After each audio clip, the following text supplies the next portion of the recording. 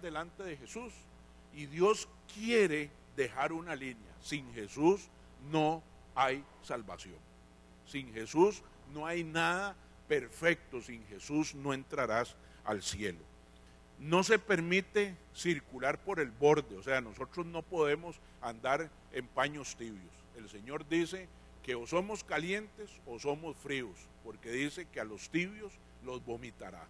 Entonces el Señor lo que dice es, va a haber una línea, no se permite circular por el borde, o sea, nosotros no podemos andar en paños tibios. El Señor dice que o somos calientes o somos fríos, porque dice que a los tibios los vomitará. La gran pregunta. Entonces el Señor lo que dice es, va a haber una línea, no se permite circular por el borde, o sea, nosotros no podemos andar en paños tibios. El Señor dice que o somos calientes o somos fríos, porque dice que a los tibios los vomitará. ¿Por qué? La gran pregunta. Entonces el Señor lo que dice es, va a haber una línea, no se permite circular por el borde, o sea, nosotros no podemos andar en paños tibios. El Señor dice que o somos calientes o somos fríos, porque dice que a los tibios los vomitará. ¿Por qué? La gran pregunta. Entonces el Señor lo que dice es, va a haber una línea, no se permite circular por el borde, o sea, nosotros no podemos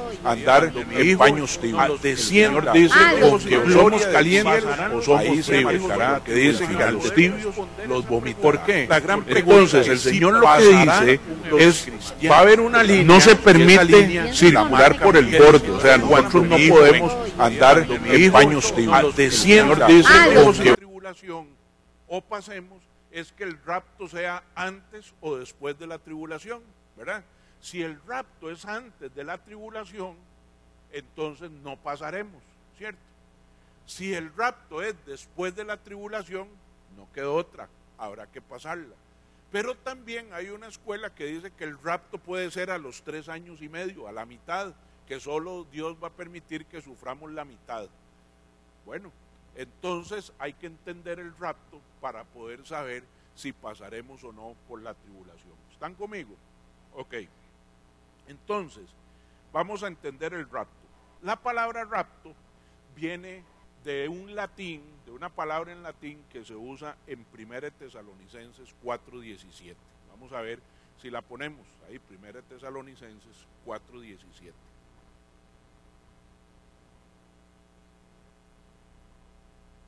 Dice, luego nosotros, los que vivimos, los que hayamos quedado, seremos arrebatados juntamente con ellos en las nubes para recibir al Señor en el aire, y así estaremos siempre con el Señor. La palabra aquí es arrebatar, ¿verdad? ¿Para usted qué es arrebatar? Es quitar sorpresivamente, ¿cierto? Si alguien le arrebató a usted la cartera, usted no estaba esperando que ese se la llevara. Bueno, tiene la palabra arrebato y rapto, tienen un ingrediente de sorpresa, ¿verdad? De en cualquier momento. Entonces, esa palabra es el suceso en el cual Jesús reúne a todos los creyentes con él y a cada uno se le da un cuerpo glorificado. Esto debe distinguirse del regreso visible de Jesús. Vea que Jesús está en una nube, Él no ha regresado todavía, está ahí arriba. Nosotros vamos a ir, ¿verdad? Vamos a ser arrebatados de donde estemos, ¿verdad? Y iremos ahí con Él, pero Él todavía no ha bajado, ¿cierto? Entonces, al que todos veremos, a Jesús, somos nosotros, que lo vamos a ver allá arriba. Él juzgará las naciones y establecerá su reino. Muchos ven el rapto como un evento que será ocultado a todos, excepto a los cristianos. Ya usted y yo, si bien es cierto, no sabemos cuándo va a pasar, ya fuimos advertidos de que va a pasar. ¿Okay? Y que ocurrirá algunos años antes del regreso visible de Jesús. Eso sí está, bien establecido. El rapto es primero que el regreso de Jesús. ¿Por qué? Por una sencilla razón, dice la palabra, y ahí lo vemos, dice, luego nosotros los que vivimos, los que hayamos quedado, seremos arrebatados juntamente con ellos en las nubes para recibir al Señor, ¿a dónde? En el aire, no en la tierra. Jesús va a estar allá arriba, ¿verdad? Nosotros lo vamos a ver, lo vamos a disfrutar, pero los que están abajo van a quedar en shock. Eso no les va a dar chance ni de volver a ver hacia arriba. ¿Por qué? Porque se van a ir, ¿verdad? Nos vamos a ir un montón si es que ese día estamos. Dice, y así estaremos siempre con el Señor. Entonces, Jesús todavía no ha venido y aquí podemos definir con certeza de que el rapto ocurrirá antes del regreso visible de Jesús. Otros ven el rapto y el regreso de Jesús como dos eventos simultáneos. Hay otra escuela teológica que dice que las dos cosas suceden a la vez. Y aunque hay dudas acerca del tiempo exacto del rapto, las preguntas que tenemos al respecto no nos deberían distraer de lo que esto realmente sucede. Si bien es cierto, nos gustaría hoy, a mí me encantaría poder decirles, y sucede en este evento de esta manera, la Biblia no es absolutamente clara. Primero Tesalonicenses 4, del 13 al 18. Ahí nos da algunos detalles de cómo se dará este evento. Y ahorita les voy a contar por qué Pablo dice esto en estos versículos. Primero Tesalonicenses 4 dice, tampoco queremos, hermanos, que ignoréis acerca de los que duermen, para que no os entristezcáis como los otros que no tienen esperanza. Los de Tesalónica estaban preguntándole a Pablo, bueno, ¿y qué pasa con los que ya murieron? ¿Verdad? Sigamos. Porque si creemos que Jesús murió y resucitó, así también traerá Dios con Jesús a los que durmieron en él. ¿Verdad? Sigamos.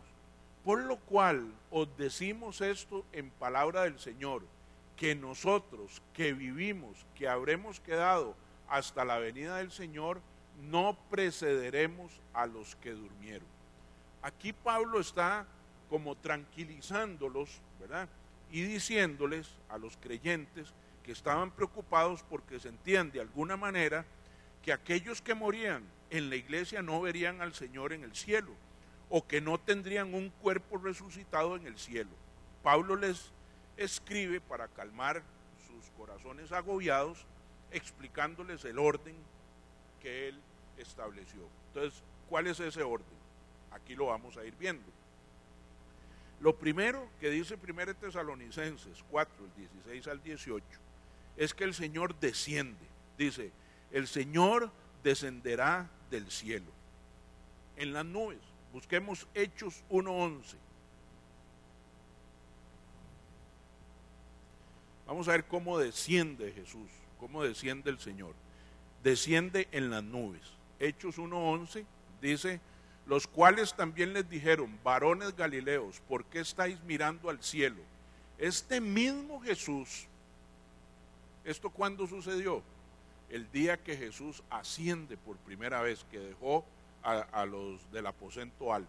Entonces dice que se le aparecieron dos ángeles, porque ellos estaban sorprendidos, y les dicen, los cuales también los ángeles les dijeron, varones galileos, ¿por qué estáis mirando al cielo?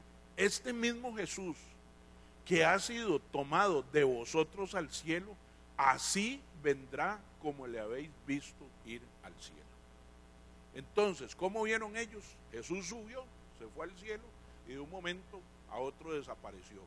Y dice, este mismo Jesús, el mismo que se acaba de ir, ese mismo es el que va a venir en las nubes. Va a venir de esa manera. Va a venir también, Jesús va a descender del cielo bajo las condiciones de Dios. Veamos Mateo 24:14.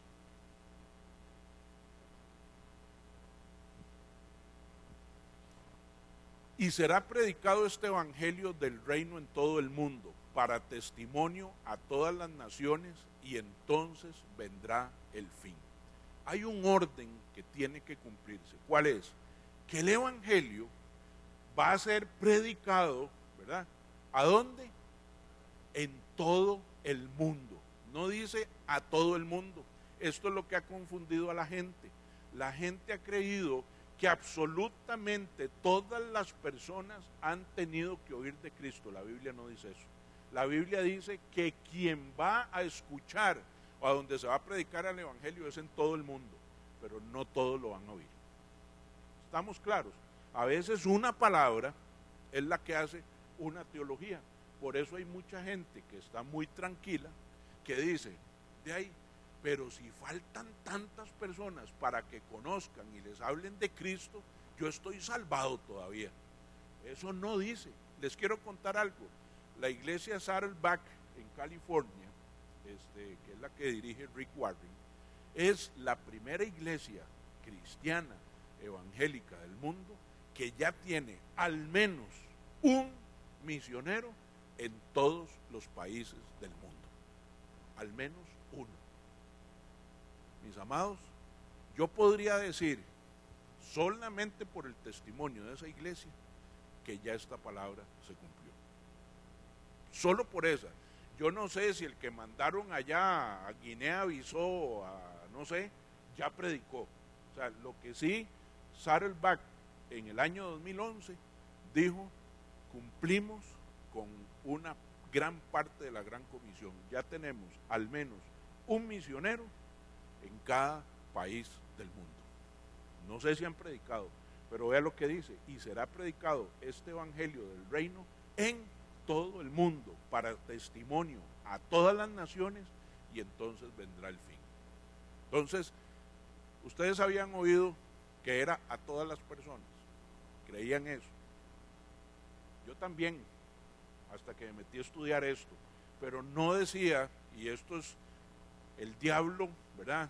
Es muy sutil, porque cuando cambia una palabra, uno podría decir, no, yo estoy atenido, ¿verdad? Tengamos cuidado, porque ya estamos muy cercanos, por lo menos por lo que Rick Warren testifica, esto ya está prácticamente cumplido. ¿Okay? Entonces, el Señor va a descender en las nubes bajo las condiciones de Dios, y vamos a ver qué más dice Mateo 24:37.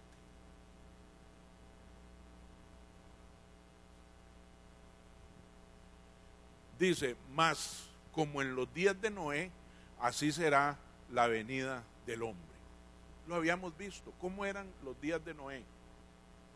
Inesperadamente. ¿Cuándo fue el diluvio? Nadie sabía cuándo era. Noé estaba listo. Muchos años antes del diluvio estaba listo.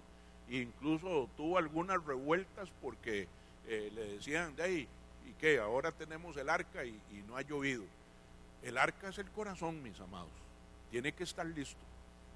Corazón tiene que estar listo porque Jesús va a descender en el rapto inesperadamente. Aunque la palabra nubes significa cielo, debo admitir que yo me siento inclinado a creer en un momento con truenos y nubes, algo de resplandor, y en medio de todo esto Jesús regresando. O sea, yo no creo que sea muy silencioso, pero bueno, eso es lo que yo creo. ¿Qué nos enseñó Pablo también? ¿Cómo va a ser ese rapto? Dice, en el rapto los muertos en Cristo resucitarán. Dice, y los muertos en Cristo resucitarán primero. 1 Corintios 15, del 42 al 43. Vamos a ver qué dice. ¿Sí?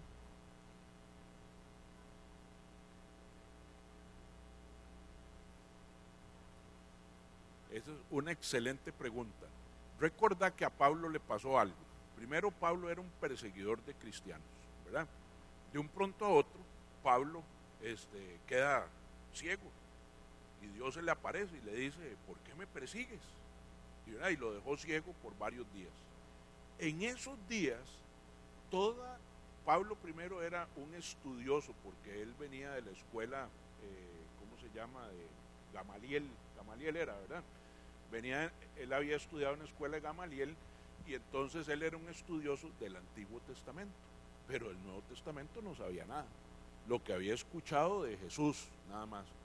A Pablo toda la palabra le fue revelada en su corazón. O sea, aparte de lo que Dios hizo mientras Pablo estuvo ciego, fue revelarle toda la palabra que está hoy en sus cartas. O sea, Pablo se volvió un erudito de la gracia. Por eso, porque Jesús, el Espíritu Santo de Dios, le revelaron a Pablo todo esto. O sea, de manera que Pablo, tal vez a todos nosotros quisiéramos que nos pase eso. En 3 días todo nos ha sido revelado y tenemos todo el conocimiento. Pablo ya lo tenía. No porque lo estudió, sino porque lo recibió por revelación. Porque Pablo, recuerden que es apóstol, pero no fue discípulo, ¿verdad? Él dice discípulo por amor a Cristo, pero no porque estuvo con Jesús. ¿Estamos? ¿Okay? Entonces él, cuando ve a los de Tesalónica muy angustiados, ¿cuál es la angustia? Y vamos a ver, ¿cuál es la angustia de nosotros si el rapto fuera hoy y nos vamos para el cielo? Las 2 hijas tuyas no están aquí hoy. Y si nos vamos, ¿usted qué dice? Y mis hijas, las veré, me las encontraré, las podré reconocer. ¿Cierto o no que eso está en nuestro corazón? ¿Verdad? Porque uno dice, claro, debe ser chivísima ir donde Dios y estar y aquella gloria y todo, pero uno tiene una parte, ¿verdad?, que se va a ir con nosotros, que es el alma. Recuerde que en el alma están la mente, las emociones y la voluntad. Ahí sigue estando.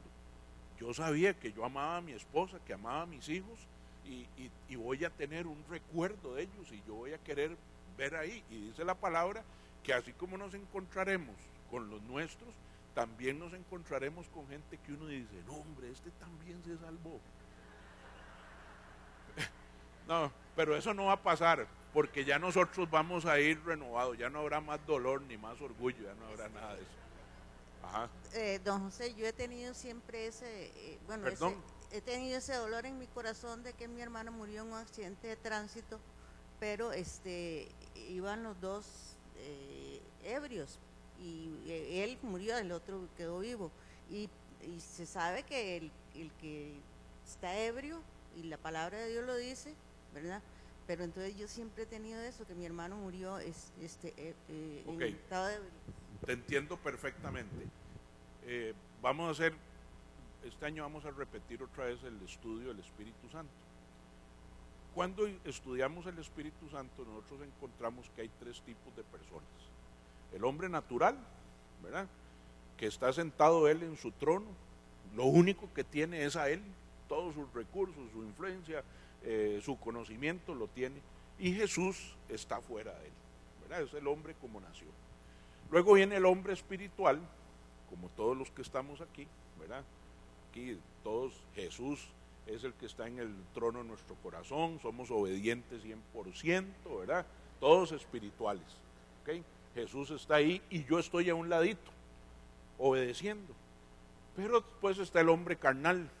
El hombre carnal se vuelve a sentar en su trono, en la silla, pero Jesús está a un lado, pero dentro de él, ¿verdad? Como el Espíritu Santo. Vino el día que yo acepté a Jesús. Entonces, el día ese de la muerte me agarró borracho. Me fui, me tomé unos traguillos y yo voy a ser salvo. Yo voy a ser salvo, porque Jesús ya estaba dentro de mí. El problema de los que no van a ser salvos son los naturales, ¿verdad? A tu hermano, creo que fue que dijiste, tu hermano, sí, lo agarró ebrio. A nosotros nos puede agarrar, no sé, gritando, maldiciendo, nos puede agarrar de muchas formas. Es más, a veces hemos hecho cada cosa que uno dice, Señor, qué dicha que no viniste hoy. ¿Cierto o no? Les pasa a ustedes, ¿verdad? Le quiero decir algo, los carnales van al cielo también, pero van a ir desafortunadamente a patadas, porque lo que Dios quiere es que entre más seamos transformados, entre más busquemos la santidad, más espirituales somos. Entonces yo voy a poder ser feliz aquí en la tierra y feliz en el cielo. Eso es lo que Dios quiere para sus hijos. Pero hay unos hijos que decidieron ser infelices en la tierra y felices en el cielo. Se perdieron ese pedazo. ¿Me explico? Entonces no te preocupes. Si tu hermano había recibido a Cristo, Cristo era parte de su vida y lo agarró en un momento difícil, pues irá allá. La otra cosa que quiero decirte con la salvación, eso es lo que está escrito, pero Dios es soberano. Por ejemplo, la gran pregunta, ¿todos los judíos que no aceptaron al Señor cuando vino, irán al cielo? No lo sabemos, es el pueblo escogido de Dios. Y Dios en su misericordia puede decir, sí, los judíos vienen conmigo, y Él lo puede hacer. Yo tengo siempre cuento esta historia. Mi papá fue un desastre, conoció al Señor hasta los 70 años y murió a los 86, ¿verdad? Y esos 16 años fueron su salvación. Yo puedo decir hoy con seguridad que mi papá está en el cielo, ¿verdad? Pero mi mamá, que fue a la que le arrearon, que fue la que sufrió, que fue la que se llevó todas las cóleras y pagó todos los platos rotos de mi papá, si alguien me pregunta si mi mamá se fue al cielo, yo no podría asegurarlo. Vea qué tristeza, ¿verdad? La que más sufrió aquí, pero el Señor sabrá el corazón de mi mamá. ¿Me explico? Por lo que dice la Biblia, yo puedo decir que mi papá está en el cielo y que mi mamá, solo la misericordia de Dios la pudo haber alcanzado. ¿Me explico?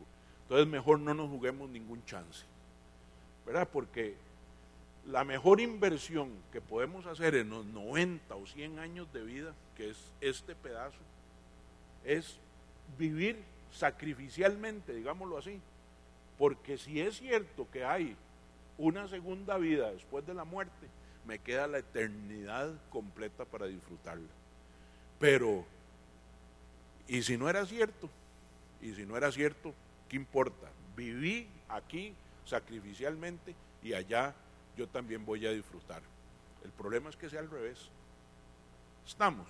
Ok. Entonces, ¿cómo va a venir Jesús? ¿Verdad? Va a venir, ¿cómo se llama? Bueno, perdón, ya habíamos, en 1 Corintios dice, así también es la resurrección de los muertos, se siembra en corrupción y se resucitará en incorrupción. Vea la palabra, se siembra en corrupción, es que hay muchos que mueren en pecado. Estamos. No todos los que morimos en Cristo somos santitos, ¿verdad? Bueno, santitos en el mal sentido de la palabra, somos perfectos. No, no todos. Dice que fuimos sembrados en corrupción, pero resucitados en incorrupción. Ahí es donde entonces nosotros somos plenamente santificados. Y como somos plenamente santificados, es que podemos ir al cielo, porque ahora ya somos perfeccionados en Cristo. Y nunca se olviden de esa palabra, en Cristo, no en nosotros, en Cristo. Ok, dice, el cuerpo de un creyente resucitará desde la tierra para convertirse en un cuerpo resucitado que se encontrará con su espíritu, viniendo con Jesús en el aire. Cada creyente está involucrado en el rapto. Si mueres antes de su regreso, el regreso de Cristo, tu espíritu va inmediatamente a la presencia de Dios. ¿Por qué les digo esto? ¿Recuerda el ladrón? Los dos ladrones, ¿verdad? Uno, el Señor le dice, de cierto os digo que hoy mismo estarás conmigo en el paraíso. Ahí iremos. Ya no hay, ¿cómo se llama? Purgatorio, no hay abismo, sino que los que morimos en Cristo vamos a su presencia. Cuando Jesús regrese, el espíritu nuestro vendrá con Él en el aire, el cuerpo se levantará de la tierra y ¡bum!, se unen en el aire. ¿Cómo lo va a hacer el Señor? Eso ni me lo pregunte, no sé. Eso va en contra de todas las leyes de la física, de todo lo que usted se puede imaginar, pero nos llevará el Dios que puso las leyes de la física y que es el único que las puede modificar, ¿verdad? Entonces, el espíritu nuestro sube el día del rapto y en ese mismo momento se le une un cuerpo. Ahora, ¿cómo es el cuerpo? Lo más lindo de todo eso es que el cuerpo que nos ponen no es este, sino que el mejor que yo tuve, ese es el que me van a dar, ¿verdad? Entonces, con suerte no nos vamos a reconocer porque no nos recordamos, ¿verdad? Pero no porque no tengamos esa capacidad. Lo tercero que dice Pablo es que los que estemos vivos, si el rapto sucede, seremos tomados con ellos. En 1 Tesalonicenses 4 dice, los que hayamos quedado seremos arrebatados junto con ellos, ya lo habíamos leído. Y esta es nuestra imagen más familiar del rapto. Aquellos creyentes que estén caminando en la tierra en esos momentos cambiarán de alguna forma sus cuerpos mortales en cuerpos resucitados y son elevados y llevados con Jesús al aire. En las películas, que hay algunas películas del rapto, lo que hace es que la gente desaparece, pero no, hay un fenómeno. Antes de subir, el cuerpo de nosotros es glorificado. Entonces, si yo estoy vivo, ¿verdad? O sea, yo me imagino que ese día se fue todo, ¿verdad? Quedé con cuadritos y todo aquí, hecho un muñeco, ¿verdad? Cero espinillas, no hay nada, y vamos para arriba. Eso es lo tercero que dice Pablo. Y lo cuarto que dice Pablo a los de Tesalónica es que nos encontramos con el Señor en el aire y estaremos con Él, ¿para cuándo? Para siempre. Esa es la parte más hermosa. Ajá.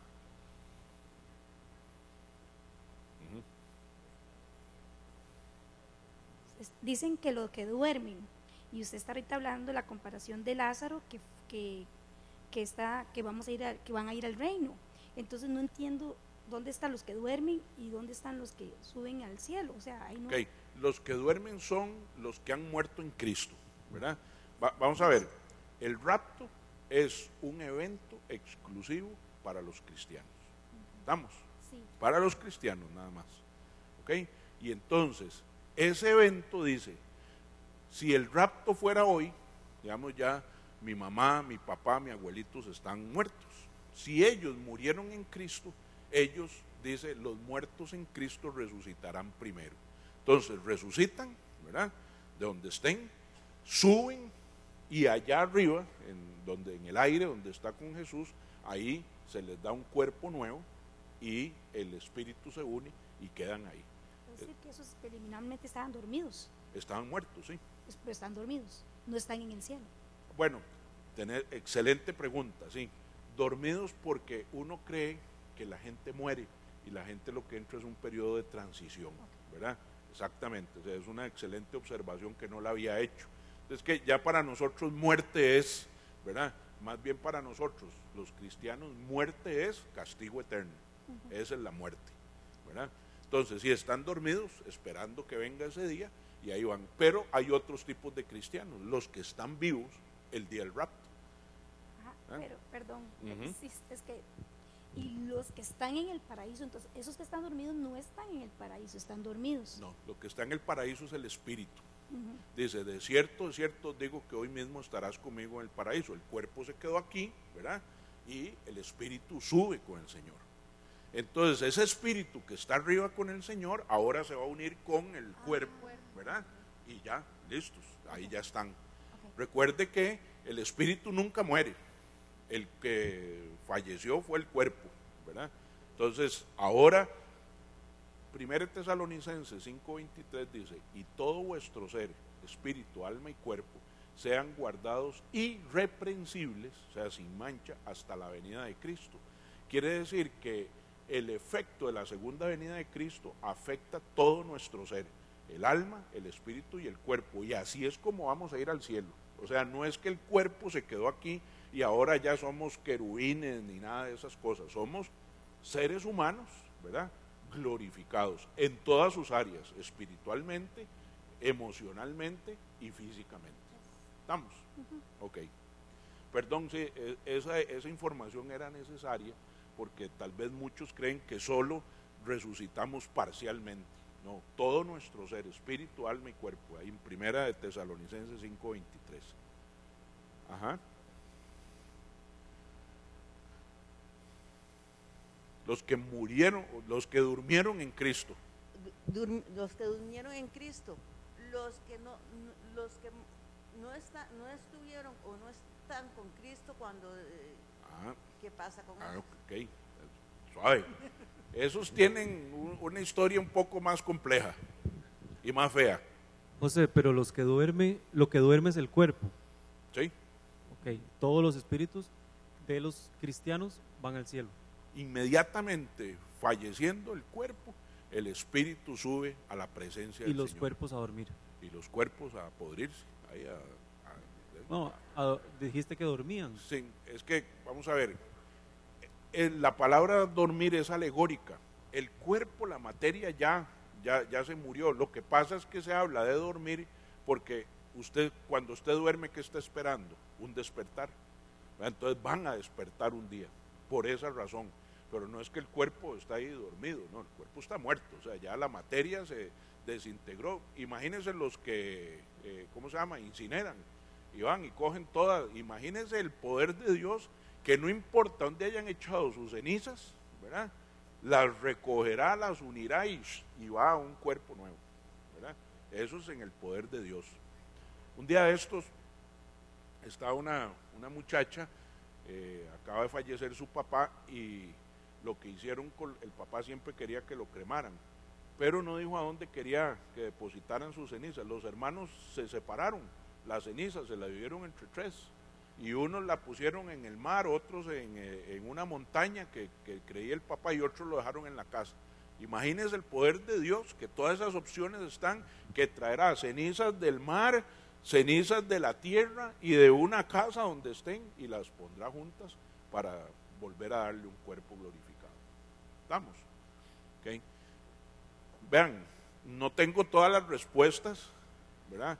Porque si las tuviera no estaría aquí, ¿verdad? ¿Quién sabe dónde estaría? Probablemente sería el anticristo, yo creo. Ok. Dice el Señor que nos encontraremos con Él en el aire y estaremos para siempre. ¿Usted no, cuántos han ido a la fiesta de 15 años de egresados del colegio? ¿Qué se encuentra usted a los 15 años de egresados? Mira, ese más es don José. ¿Ah? Uy, esa es Anita. No puede ser, ¿verdad? No, es que se puso mejor, ¿verdad?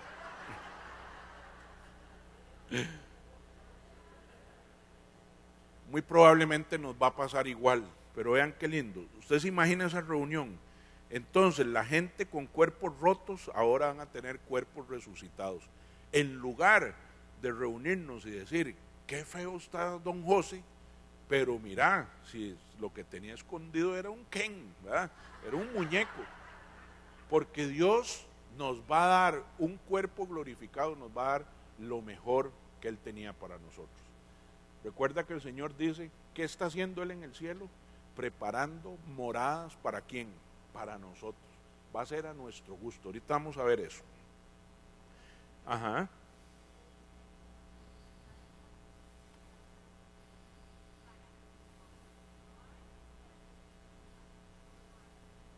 No vas a sentir tristeza, porque no vamos a ver, ¿qué nos mata hoy?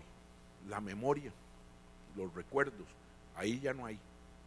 Pero usted tenía un ligamen con tus hijas, con tu mamá, eso no se pierde, pero ya no vas a tener malos recuerdos, y tal vez uno ve ahí, de ahí no sé, mejor no digo a quién, ¿verdad? Usted ve a Hugo Chávez ahí en el cielo, y usted dice, no puede ser, no, usted ya no se va a acordar quién era Hugo Chávez, nada, o sea, ¿me entiende? O sea, ya no hay nada que te produzca dolor. El Señor dice que con la muerte glorificada no habrá más pena, ni más angustia, ni más tristeza, ni más dolor, ¿verdad? Hoy nosotros tenemos angustia, tristeza. ¿Por qué? Por muchas razones. No he podido pagar la casa, no me está alcanzando el salario, no tengo trabajo, y entonces vivimos en esa angustia. Y hay algo muy interesante que la gente nunca lo toma en cuenta. Si alguien está enfermo y le pide al Señor sanidad, ¿qué está esperando? ¿Qué tiene esa persona en su cabeza cuando le pide al Señor sanidad? Que lo vuelva al estado anterior antes de que estuviera enfermo. Pero yo le quiero decir algo. ¿Y qué pasa si muere? Ya es sano. Pero usted y yo no pensamos en eso porque estamos atados emocionalmente. Y entonces, si Dios me pusiera a escoger a mí, yo quiero que sea como estaba antes. Pero como Él es soberano, dice, ya no vas a sufrir más, te voy a sanar, te vas a venir conmigo. Y uno tiene que entender eso, porque los pensamientos de Dios no son los nuestros. pasa es que hay días en que nos conviene y hay días en que no nos conviene, y ese es el problema. ¿Estamos, Silvita? Ok. Entonces, usted imagínese, ¿verdad? Nosotros ahí reunidos nuevamente, la familia, somos levantados para encontrarnos con Jesús. Vamos a ver personas que soñaban volver a ver, ¿verdad? Porque tenías un ligamen ahí. Gente de ciudades y naciones que uno dice, mira, lo conocí, aunque no vivía en mi país, lo conocí seguro no sé cómo será, pero será de mucho regocijo. Ahí no va a haber tristeza, usted no va a decir, ay, me faltó Juanito. No, Juanito si no está, no está, usted no va a sufrir eso. Ajá.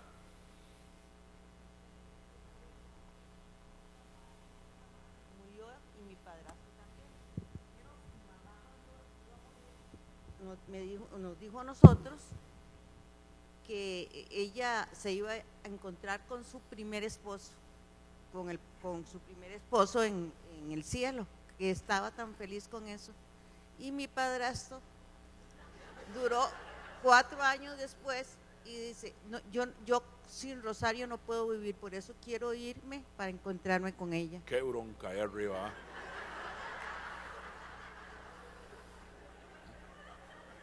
Vean.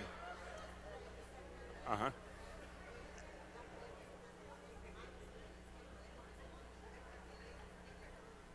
Sí, vean, yo le puedo asegurar algo. Todo lo que Dios tiene preparado, si usted hoy es un hombre o una mujer muy feliz y muy bendecido, y usted se siente, Señor, gracias por darme la oportunidad de vivir en esta tierra y de poder hacer lo que hago y de tener lo que tengo, eso es nada comparado con este momento extraordinario, ¿verdad? El momento más extraordinario de su vida que usted pueda vivir está por venir. No ha venido y no va a venir aquí, va a venir en el cielo. Entonces, no nos preocupemos de eso, porque Dios va a deshilachar todo nudo. Todo aquello que esté enredado, Dios lo va a arreglar, y nosotros, sus hijos, vamos a poder disfrutar con Él. Con esto de que Dios está haciendo moradas, a mí cuando terminé este estudio, me encantó, porque Dios va a tomar en cuenta, digamos, no va a ser como las urbanizaciones de Limbo, allá, que todo el mundo tiene la misma casa, del mismo color, y Dios guarde usted la cambie.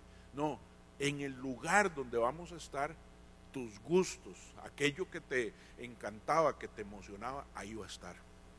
Porque Dios nos conoce, ¿verdad?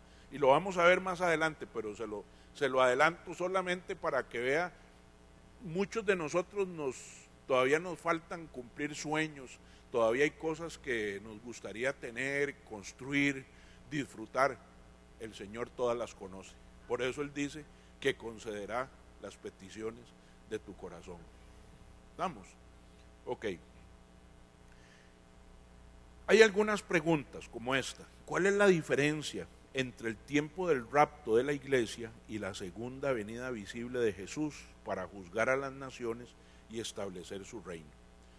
A la señora que me hizo la pregunta, ¿qué pasa con los que no aceptaron a Cristo, con los que Cristo está afuera?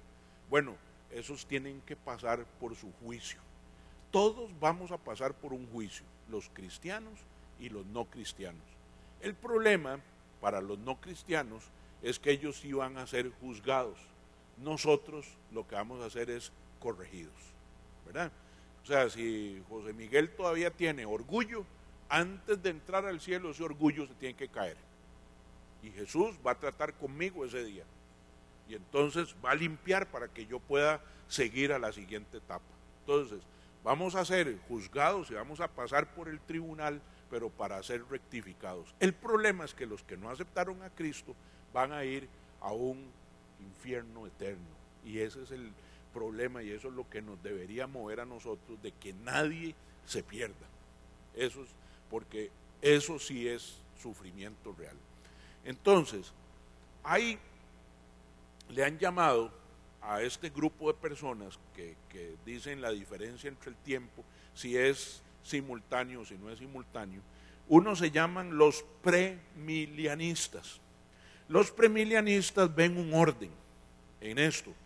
Los amilianistas y los postmilianistas dicen que las dos cosas suceden al mismo tiempo. Les voy a explicar. Amilianistas es antes de. Postmilianistas es después de. ¿De qué? Del rapto.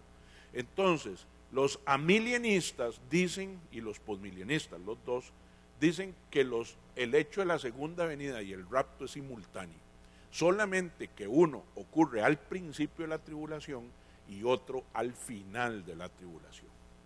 Entonces, los amilianistas, que dicen que ocurre al principio, lo que automáticamente están diciendo también es que los cristianos no pasaremos por la tribulación. Los postmilenialistas, que dicen que suceden simultáneamente y que son al final, automáticamente lo que están diciendo es que los cristianos sí pasaremos por la tribulación. Entonces, esa es una posición. Los premilianistas ven un orden y hay tres ideas generales acerca de ese orden. La primera, que el rapto es pretribulación, o sea que primero existe el rapto y luego viene la tribulación y que ocurre exactamente al principio de la tribulación, o sea, va el rapto y ahí mismo empieza el periodo de tribulación. Pero también ven el rapto en medio de la tribulación, porque ellos dicen, qué raro, si Jesús dijo, o la Biblia dice, que la tribulación dura 7 años, ¿por qué hicieron tanto énfasis en los 3 años y medio? 3 años y medio, tiempo más tiempo y medio de tiempo, que son 3 veces y media, más los 1260 días, más las 44 semanas eran 42 meses. Entonces, basados en que la Biblia hizo varios hincapiés en los 3 años y medio, llamándolos por días, por semanas, por meses o por periodos, entonces ellos dicen que el rapto es en medio de la tribulación, o sea, a los 3 años y medio. ¿Qué están diciendo? Que los cristianos pasaremos 3 años y medio de tribulación y luego nos vamos. Y lo tercero es que también dicen que el rapto es después de la tribulación, pero ocurre al finalizar los 7 años de la tribulación, no a los 3 y medio. Entonces, si vemos hay diferentes visiones y nosotros tenemos que esperar por una. Le voy a decir cuál es la mía, mi posición. Es un poco teológica. ¿Qué deseo yo? ¿Qué creen que deseo yo? Que sea antes, ¿verdad? Ok. Sí, mi posición es, eso es lo que yo deseo. Si no se da antes, ¿qué es lo segundo que deseo? Que sea a los 3 y medio. Y si a los 3 y medio no se fue, de ahí me quedé, Señor, no hay nada. Esa es mi posición. ¿Qué le parece? Muy teológica, ¿verdad? A conveniencia. No, ninguno de nosotros puede decir la que vale es la primera o la segunda o la tercera. En su soberanía, Dios dijo que nadie sabe cuándo sucederá. Entonces, lo único que nos queda de esto es esperar, porque no hay hombre sobre la faz de la tierra que pueda decirnos cuándo es. Nos han puesto los escenarios, pero usted y yo no ganamos nada escogiendo uno. ¿Qué ganamos? Usted puede escoger el del post porque es masoquista recreativa y le gusta eso, perfecto. O puede escoger el pre y decir, no, Señor, yo le tengo tanto miedo a los problemas, he tenido tantos y suficientes que 7 años no quiero más, o tal vez será los 3 y medio. Entonces, no hay hasta el día de hoy ninguna persona que pueda decirnos cuándo es, si al principio, si a la mitad o al final. En alguna de las 3 será, porque tienen suficiente evidencia bíblica. Estamos ahí con el rapto. Todavía nos queda un ratito. La otra, el otro fenómeno o evento que va a pasar es el regreso visible de Cristo. Ustedes me van siguiendo, ¿verdad? O sea, es importante que ustedes o que todos nosotros entendamos que son eventos diferentes. El regreso visible de Jesús es diferente del rapto. En su regreso, toda la tierra verá a Jesús regresando. Y cuando dice toda la tierra, es toda la tierra, ¿verdad? No será que mañana nos cuentan, y Jesús regresó a Israel. No, toda la tierra lo verá. Imagínense la capacidad para que eso suceda inmediatamente en todo el mundo. Y Él establecerá su reino y gobernará la tierra. ¿A qué viene? ¿Por qué Jesús viene a la tierra, aquí a tocar el suelo? ¿Por qué viene? Porque viene a ser rey de la tierra. A eso viene. Vamos a ver varios versículos. Mateo 24:30.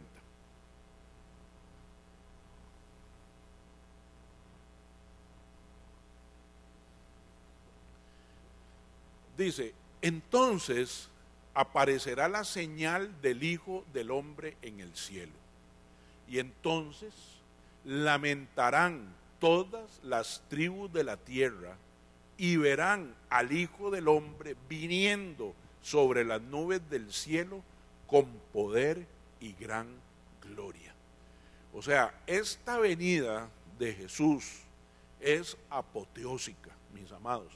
Vea que suceden varias cosas. Va a aparecer la señal del hombre.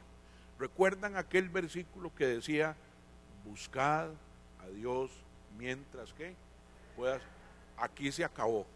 Cuando esa señal llega, se acabó. Ya Dios no puede ser buscado. Se acabó, ya no hay opción. Y entonces lamentarán todas las tribus de la tierra. Usted se imagina cuántos dirán, era cierto. Era cierto, qué tirada, ¿verdad? Y verán con los ojos al Hijo del Hombre viniendo sobre las nubes del cielo con poder y gran gloria. Jesús probablemente vendrá acompañado de ángeles, de arcángeles, trompetas, no sé, porque será gloriosa la venida. ¿Ok? Apocalipsis 1:7.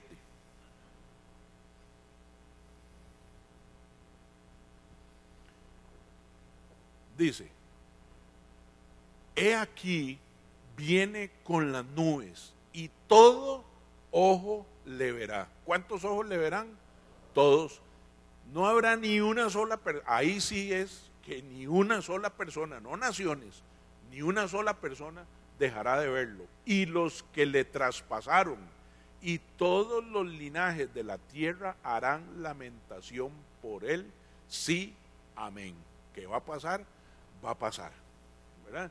Entonces, vean esa gloriosa venida que va a ser de regocijo para sus hijos, pero de lamentación para los que le transgredieron. Cuando Jesús dice, mía es la venganza, mis amados, la venganza de Jesús no es como la nuestra, la venganza de Dios no es como la nuestra. La venganza de Dios es diferente, es algo que aquí van a lamentar. ¿Por qué van a lamentar? Porque tuvieron la oportunidad y no la tomaron. Guillermo. José, ¿qué significa los que le traspasaron? Los que le traspasaron. ¿Quiénes lo crucificaron? Pero le traspasaron sus manos. Es que hay, ok. Le traspasaron sus pies. Pensé en la lanza. En la lanza que lo traspasó y fue solo una. Entonces, como decían los que lo traspasaron. Pero los clavos le traspasaron sus manos, le traspasaron sus pies. Ya, ahora sí. Esto también, aquí no me lo sé, pero lo puedo ir a averiguar. Estoy casi seguro que lo que representa es los que no le aceptaron. Estoy casi seguro que es eso. Pero te busco la raíz y la vemos el otro miércoles. ¿Está bien? Ajá. Don José, entendemos que esto es después de la tribulación. Puede ser o al principio, o a la mitad, perdón, sí es después de la tribulación. Está hablando del rapto, sí, ¿verdad que sí? Después de la tribulación. Sí. Gracias. Exacto. Después de esos 7 años. Ajá.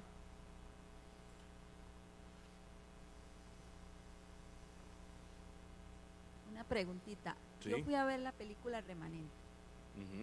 Y digamos, cuando ya sucedió el rapto y todo, los que quedaron habían algunos que sí aceptaban a Jesús, donde vieron los que desaparecieron, ahí no desaparecen, ahí se mueren.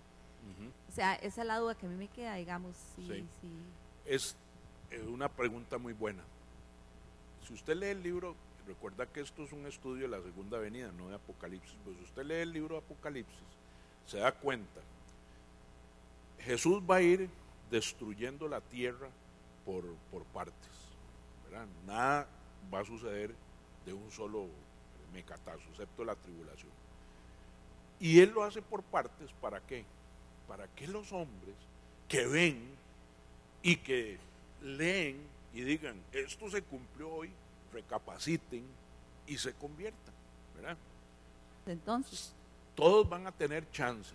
El problema es que los que se quedaron van a ser perseguidos, van a ser vituperiados, porque dice que los hombres ricos, los que gobiernan el mundo, ¿verdad?, en la tribulación, en lugar de ablandar su corazón, dice, lo endurecerán. Y dice que ellos huirán, como tienen dinero, irán a las montañas y desde allá harán sufrir a todos los que hoy digan, Jesús sí existía, Jesús sí era cierto. O sea, es un tiempo de cristianismo, es cierto, hay oportunidad, pero va a ser, si los cristianos de las primeras décadas fueron perseguidos, estos serán realmente perseguidos, habrá mucho sufrimiento, ¿verdad? Y entonces, por eso, ¿qué debe haber en nuestro corazón? Un poco de dolor por los que no conocen a Cristo, compasión y poder llevarles el Evangelio. ¿Okay? ¿Sí? Ana. José, ¿en qué etapa es que se va el Espíritu Santo? ¿En qué impacta qué? ¿En qué etapa, en qué tiempo es que el Espíritu Santo se va?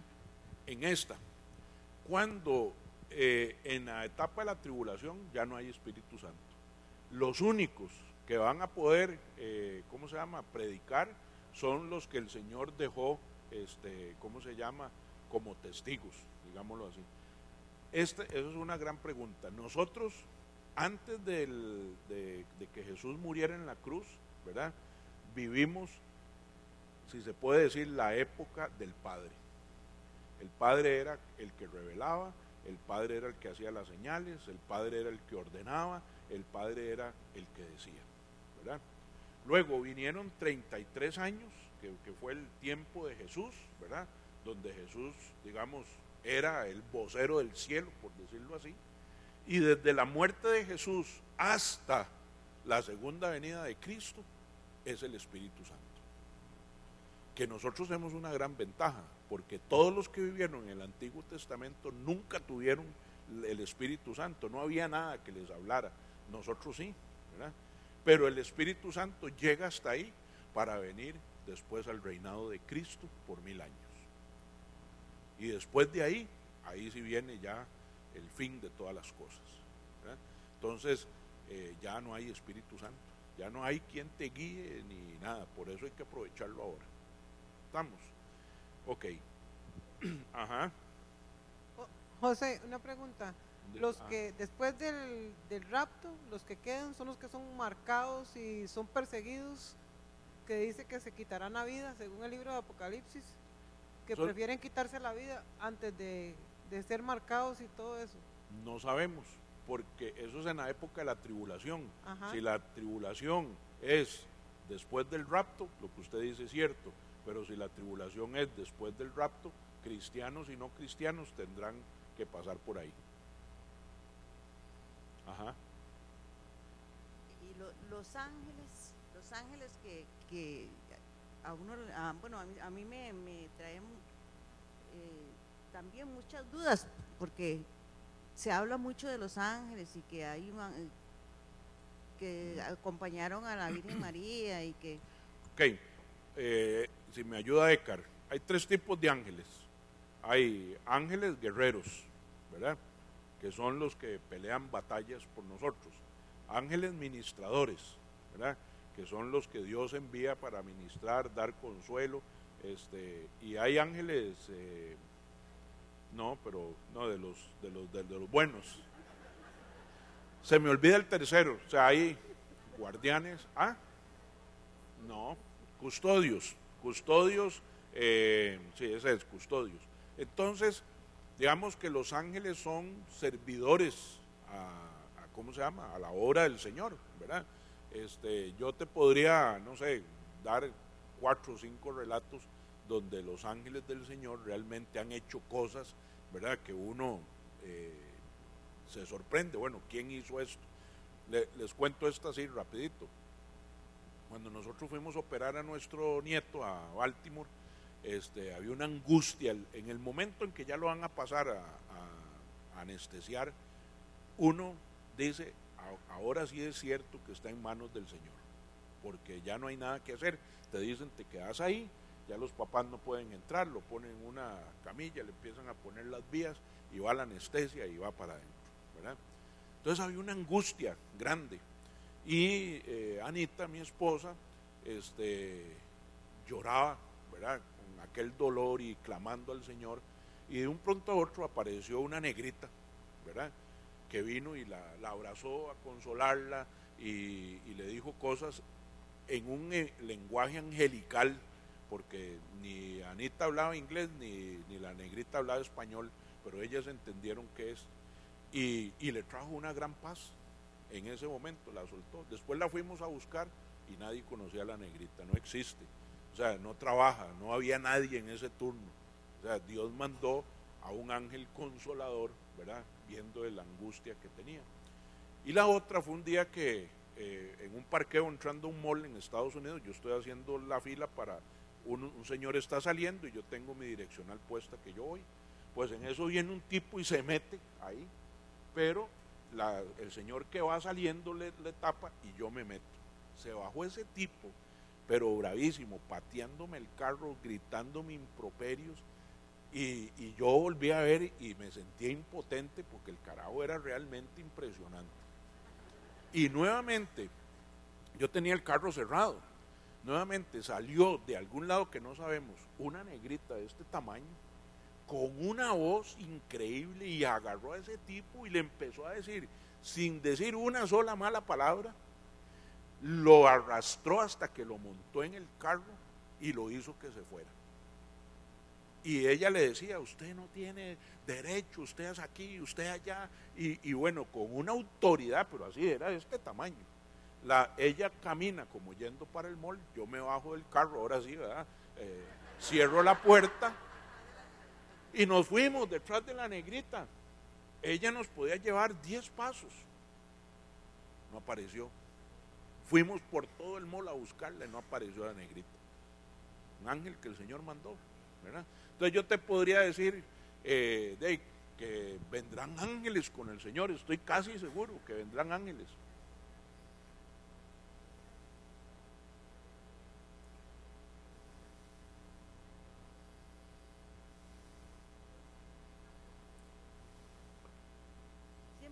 Siempre en el bolso, y acaba de pasar un asalto y había un muchacho que le metieron un balazo en el fémur. El fémur es el hueso más largo y el que más duele, ¿verdad? Pero este muchacho pegaba unos gritos, ¿verdad? Terribles. Y al frente también estaba un médico y le dije que se viniera conmigo, ¿verdad? Y ya logramos ponerle una vía y ya logramos ponerle la morfina y todo, ¿verdad? Pero yo inmediatamente saqué la morfina y se la puse, y la ampolla entera, porque tenía como 17 años, ya la aguantaba. Y me contaron después que en la iglesia católica, en el púlpito, dijo el sacerdote que el muchacho le había contado que el día del accidente había aparecido un ángel, que él no sabe quién es, pero que le quitó el dolor y que iba vestido de blanco. De ahí, bendito Dios, ¿verdad? Bueno, José, solamente para, bueno, es que hay varias cosas y es lindísimo.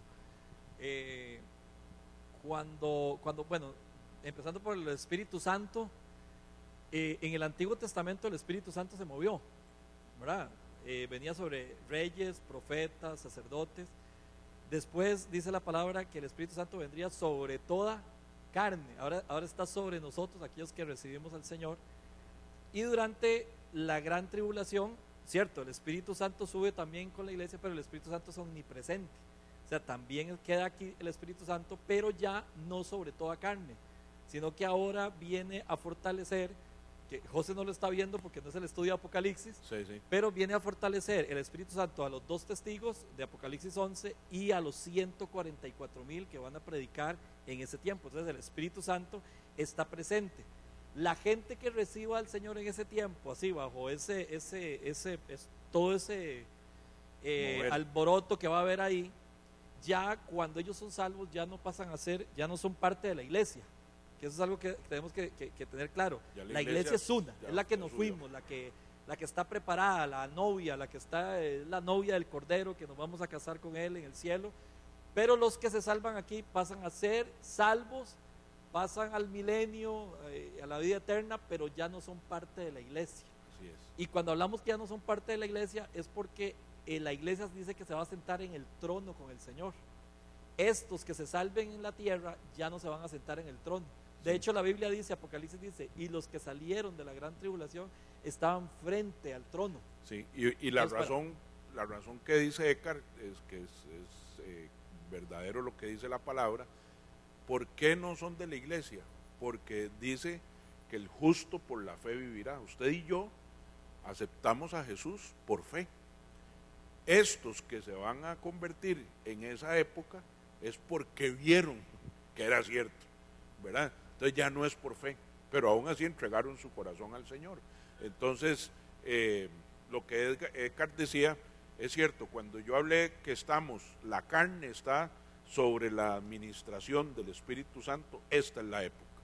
Antes el Espíritu Santo actuaba con órdenes específicas de Dios, ¿verdad? Para que hiciera cosas, porque mandara señales, porque el Espíritu Santo, si pudiéramos decirlo de esa manera, es el ejecutivo de la Trinidad, es el que ejecuta, ¿verdad? Y en el final de los tiempos será para siempre también el Espíritu Santo, pero a los creyentes, a los hijos, esta es la época del Espíritu Santo. ¿Ok? Entonces, aquí en estos versículos que acabamos de ver, vemos cómo la gente se empieza a arrepentir de no haber aceptado a Jesús y entran en lamento. Entonces, nuestra meta como creyentes es lograr que más gente, en lugar de entristecerse frente al regreso de Jesús, se alegre porque ha estado por fe. Y entonces debemos ayudar a alguien a poner su fe en Cristo y asegurarle que su regreso sea un momento de gozo indescriptible y no de sufrimiento. Vean que aquí ahora sí vamos a ir a los extremos. Una alegría grandísima contra una tristeza grandísima. En los dos extremos vamos a estar. El otro acontecimiento es el milenio. El milenio es el término usado para describir el reino de Cristo de 1000 años, del cual habla Apocalipsis 20 del 1 al 6. Vamos a ver. Entonces hay otro evento, que ese sí es al final. En el milenio, en esos 1000 años, Jesús viene a reinar. Y vea lo que dice la palabra. Dice, vi a un ángel que descendía del cielo con la llave del abismo y una gran cadena en la mano. ¿Alguien podría recordar por qué ya tenían las llaves del abismo? Ajá. Cuando Jesús muere, ¿verdad? Antes de morir, cuando Jesús resucita, lo primero que hace es ir al Hades, al infierno, y le quita las llaves a Satanás. Y le dice, ahora el que manda aquí soy yo, ¿verdad? Entonces, dice, vio un ángel que descendía del cielo con la llave del abismo y una gran cadena en la mano. Sigamos. Y prendió al dragón, la serpiente antigua, que es el diablo y Satanás, y lo ató por 1000 años. Vea que Satanás todavía, este es como un gato, ¿verdad? Dice, lo arrojó al abismo y lo encerró y puso su sello sobre él. ¿Qué es el sello? ¿Quién está guardando ahí? El Espíritu Santo, ¿verdad? Para que no engañase más a las naciones hasta que fuesen cumplidos 1000 años, y después de esto debe ser desatado por un poco de tiempo, ¿verdad? vi tronos y se sentaron sobre ellos los que recibieron la facultad de juzgar, y vi las almas de los decapitados por causa del testimonio de Jesús y por la palabra de Dios. ¿Quién cree que va a salir ahí? ¿Ah? ¿No? ¿A quién? A Juan el Bautista, ¿verdad? Ahí lo van a ver, lo vio. Los que no habían adorado a la bestia ni a su imagen, y que no recibieron la marca en sus frentes ni en sus manos, y vivieron y reinaron con Cristo 1000 años. Sigamos. Pero los otros muertos no volvieron a vivir hasta que se cumplieron 1000 años. Esta es la primera resurrección. Bienaventurado y santo el que tiene parte en la primera resurrección. La segunda muerte no tiene potestad sobre estos, sino que serán sacerdotes de Dios y de Cristo, y reinarán con él 1000 años. Entonces, mis amados, Jesús viene ahora sí. Imagínense esta tierra gobernada por Cristo. ¿Cómo creen que será? Una maravilla, y sin diablo, ¿verdad? Atado ahí. ¿Por qué Dios hizo eso? ¿Por qué Dios creen que vino a hacer eso? Ya era suficiente, ¿verdad? O sea, con toda la demostración, es para que veamos nosotros y tengamos la capacidad de poder ver cómo Dios puede transformar las vidas y hacer que todas las cosas sean perfectas.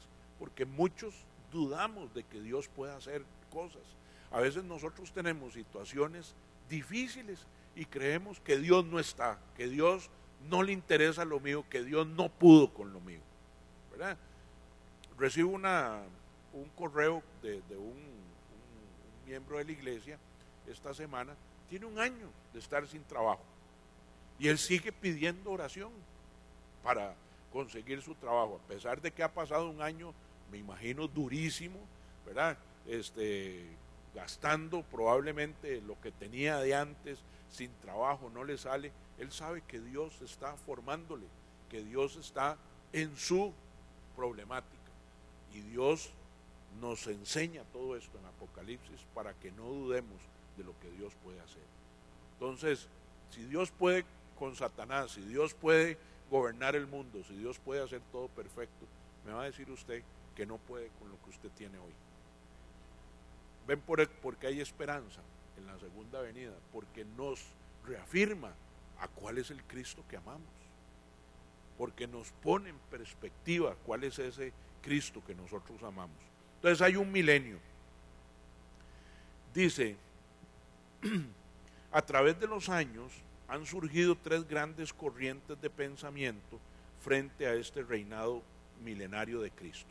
Y volvemos a los postmilenialistas, que dice que Jesús viene de nuevo después del milenio, ¿verdad? Hay unos que dicen, ahora hay un periodo de 1000 años, pero hay unos que dicen que Jesús no es el que va a venir, sino que viene al final. Vea lo que dice.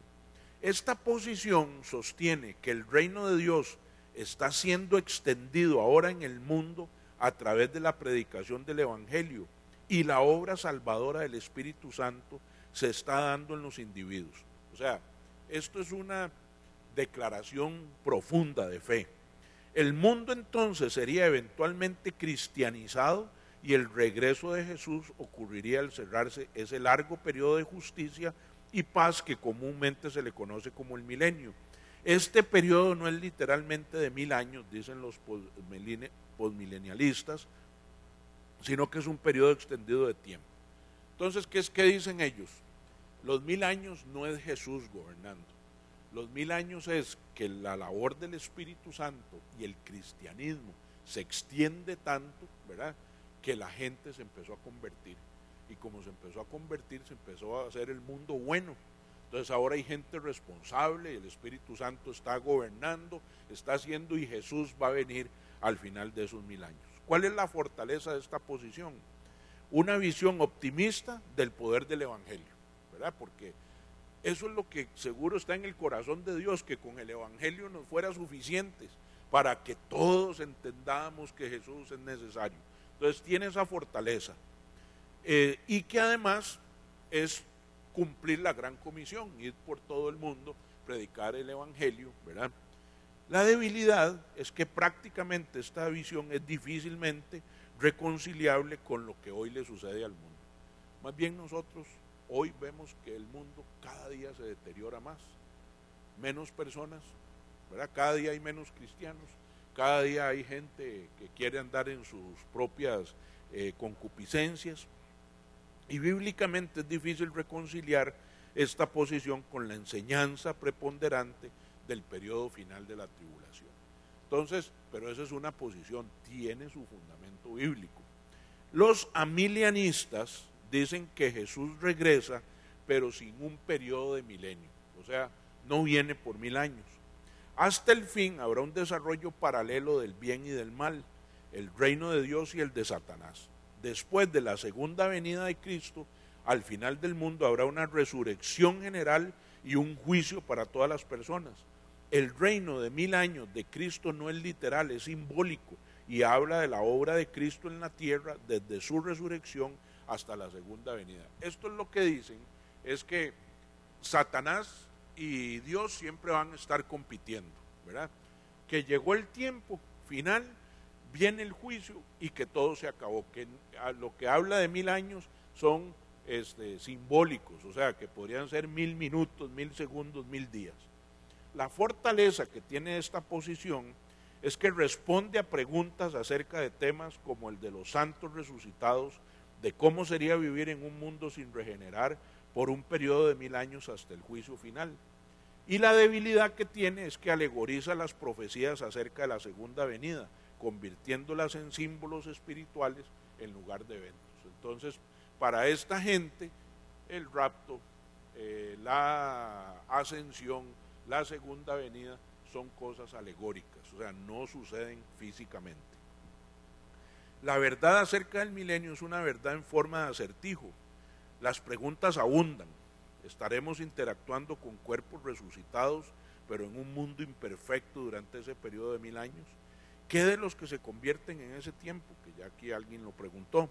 La Biblia no da respuestas a estas preguntas. Los amilianelistas tienen que lidiar con estas muchas preguntas complicadas, colocando el periodo del milenio como un símbolo.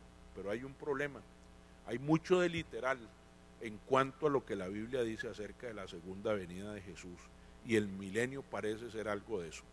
Les quiero decir algo, hay miles de versículos.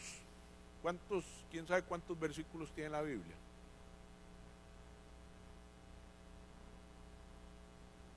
Versículos, 3819.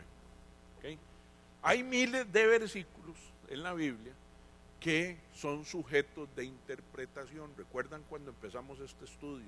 ¿Qué significaba para la gente de ese tiempo? ¿Cómo puedo aplicarlo? Pero si hay algo que se ha encontrado en los estudios de la segunda venida de Cristo, es que Dios no dejó mucho a interpretación. Literal, así va a ser, ¿verdad? Entonces, no se necesita o no se debería tener tanta interpretación. Los premilenialistas dicen que Jesús regresa antes del milenio. Estos sostienen que la segunda venida de Cristo se da antes del periodo llamado milenio. Entonces se establece el reino de Cristo en la tierra literalmente durante 1000 años. La duración del reino de Cristo es de 1000 años, su ubicación es en este planeta, su gobierno recae en la persona de Jesús, que reinará como un soberano y cumplirá todas las promesas aún no cumplidas del reinado de Cristo en la tierra. Eso dicen los premilenialistas. ¿Cuál es la fortaleza? Intenta buscar una comprensión de todas las escrituras que se relacionan con la segunda venida, en lugar de evadir las que son difíciles de comprender. Es una perspectiva literal de las escrituras.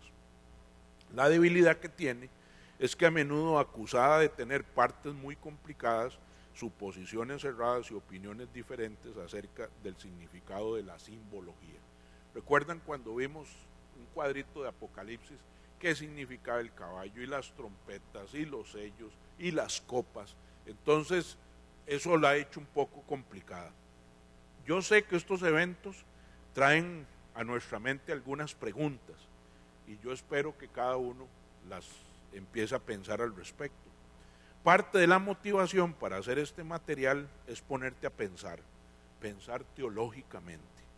Es importante ver cómo las personas pueden llegar a ciertas conclusiones acerca de la segunda venida de Cristo. No es simplemente un asunto de esto me parece bien. Hay fundamentos bíblicos profundos detrás de cada perspectiva de la segunda venida.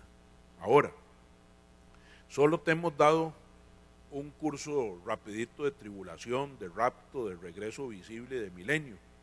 Y si usted está confundido, usted no está solo. Le quiero decir. Los cristianos han luchado con una posición acerca de la segunda venida durante miles de años, 2000 años llevamos hasta ahora luchando por tener una posición. Pero yo le quiero decir esto, cosas importantes. La verdad de la tribulación me anima. A mí, que haya un periodo de tribulación para que la gente vea que se cumplirá la palabra, me anima. Que las cosas se pongan mal significa que Dios no las mejorará. Qué rico es poder ver que algo está mal y que Dios lo mejora. ¿Por qué? Porque eso da testimonio de nuestro Dios. Entonces, vamos a terminar la tribulación, el mundo la terminará porque Jesús la viene a mejorar. La verdad del rapto me anima. Dios llevará a sus hijos y hasta el día de hoy yo me considero hijo de Dios. ¿Usted se considera hijo de Dios? Entonces nos vamos a ir en ese rapto. La verdad del regreso visible de Jesús también me anima, porque Jesús será entonces efectivamente Señor de todo. Entonces, si viene antes, si viene después, si llega un poco tarde o un poco antes, eso no es de nuestro dominio. Lo que sí va a hacer es que queda claro que Jesús será Señor de todas las cosas. ¿Qué dice la palabra? Creo que es Juan 1:1, creo, dice, en el principio era el verbo, y el verbo era con él. Y todo fue hecho, ¿por quién? Por él y para quién. Y para él, Dios Padre se complació en su Hijo, hizo todo para él, hizo todo para Jesús, y llegará el momento en que todo era para Jesús. En el principio era el verbo, y el verbo era con Dios, y el verbo era Dios. Mis amados, llegará el momento en que Jesús será el número 1. Entonces me anima. 2 de Corintios 4:18. Así que no nos fijamos en lo visible, sino en lo invisible, ya que lo que se ve es pasajero, mientras que lo que no se ve es eterno. Mis amados, que cada uno de nosotros que somos justificados, vivamos por la fe. Yo creo que si hay un regalo para nosotros esperando, está en el cielo, y que se va a dar para los hijos de Dios. Y qué dicha que tuvimos esa oportunidad, pero no nos quedemos ahí, busquemos que muchos más tengan esa oportunidad, y esa es la labor de la iglesia, porque en la medida en que cada uno de nosotros se convierta en discípulo de Cristo, muchos querrán ser sus discípulos y serán sus hijos. Me encantó lo que Écar aclaró. Los que se salven después ya no serán iglesia. ¿Por qué? Porque tuvieron que ver para creer. En cambio nosotros, la fe viene por el oír. ¿Y el oír de qué? De la palabra. Y el Espíritu Santo revela ¿qué? La palabra. La palabra la pone en nuestro corazón. No es que revela cosas fuera de la palabra. Y usted y yo lo tenemos hoy. Entonces, ¿qué esperamos?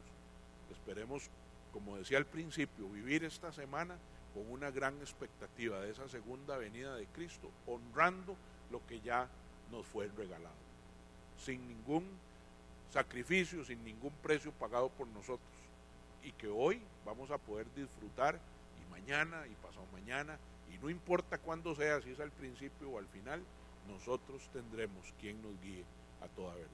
Amén. ¿Qué le parece si nos ponemos de pie? Me pasé unos minutos, pero yo creo que valió la pena.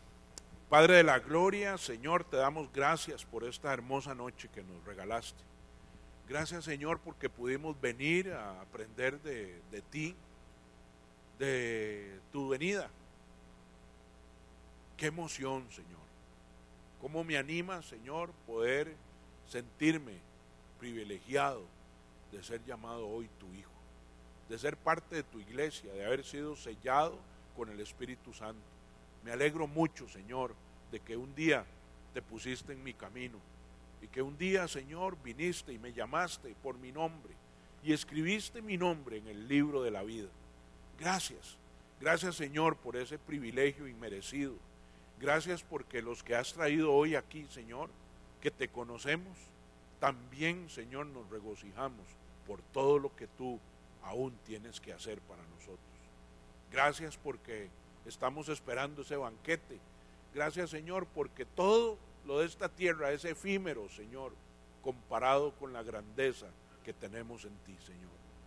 Padre, te pido en el nombre de Jesús que estas palabras, Señor, tal vez no tan sabias, Señor, porque la verdad que tu palabra es inescrutable, Señor, y los corazones y todo solo tú lo conoces, pero en lo poco, Señor, que hemos podido aprender, que nuestro corazón esté lleno de alegría, lleno de esperanza, Señor, pero también lleno, Señor, de un compromiso de honrar tu nombre y de llevar, Señor, tu palabra a muchos, para que muchos también gocen de este privilegio, pero sobre todo a los nuestros, aquellos que anhelamos encontrarnos, Señor, un día allá en el cielo y regocijarnos y alabarte y bendecirte.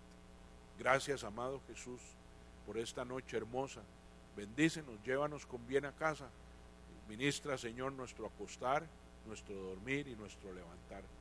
Y si mañana podemos ver tu gloria, Señor, la viviremos con la expectativa, Señor, de que tú tienes lo mejor para cada uno de nosotros en tu agenda todavía. En el nombre de Jesús. Amén y amén. Que Dios les bendiga, mis amados.